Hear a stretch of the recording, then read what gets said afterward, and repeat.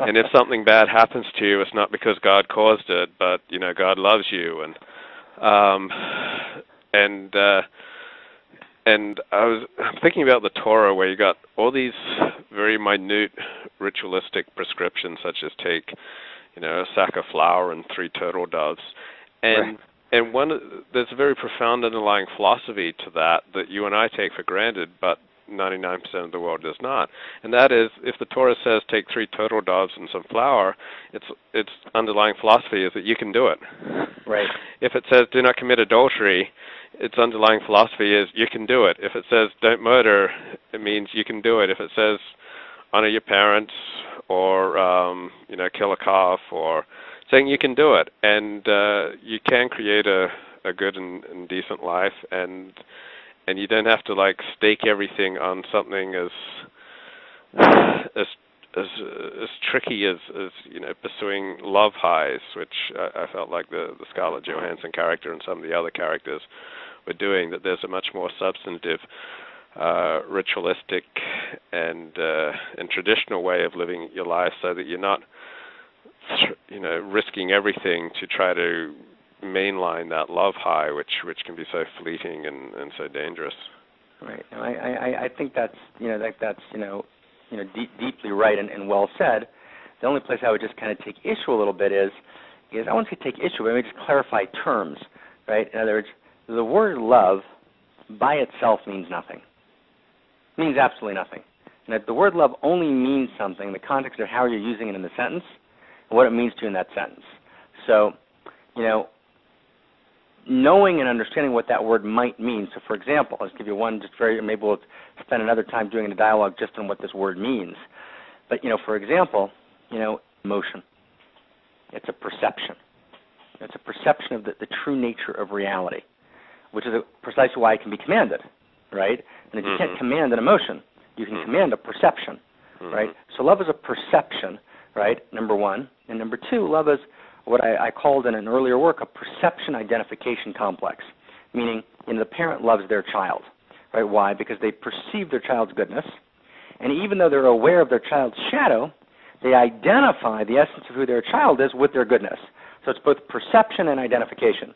Of course, when you hate someone, it's the opposite, right? And when a person hates someone, they perceive the person's weakness, right? And they identify the person with their weakness. In that sense, conceptually, right, hatred is the flip opposite of love.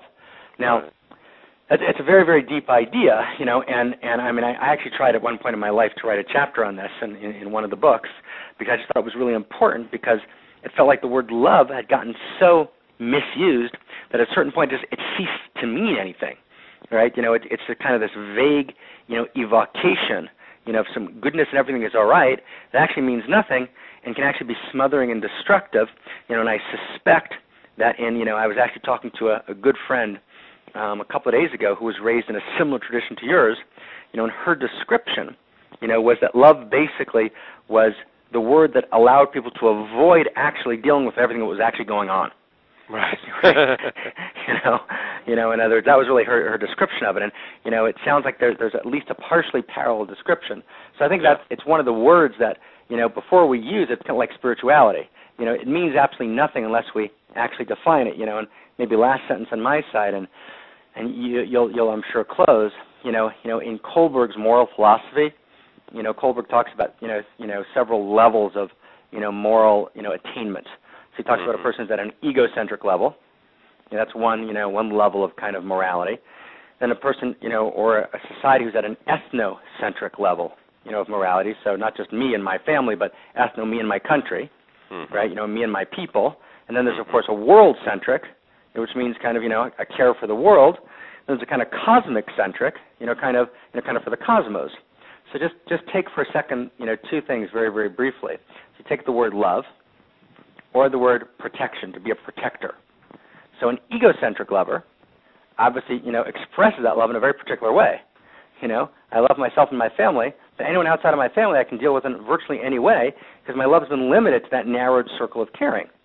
An ethnocentric, filtered through a prism of ethnocentric morality, right, love means something entirely different. Iraq, under Saddam Hussein, had a lot of ethnocentric love. Just if you were out of that ethno group, you weren't in very good shape. and world-centric, cosmic-centric. So I think that's really important, that love means something. There's about 60 different people who have talked about this in the last 100 years, 60 different developmental people in virtually every field of human knowledge, where they've kind of noted, correctly so, based on an enormous amount of empirical data, that love means something completely different based on the level of consciousness that you're at. Which is why in the Torah, I think that's why, actually ethical development came before love. Right? Because it was actually this profound understanding, right, that actually, and what Christianity did, at least in its inception, is place love before ethical development. So that's the order, the relationship of those two things is love, basically the primary value, and grace takes care of everything else, or in ethical development the primary value, because I think that Judaism intuited the same primary intuition of developmental theory in the last 100 years, which is that love means something completely different based on the level of consciousness, that you're at.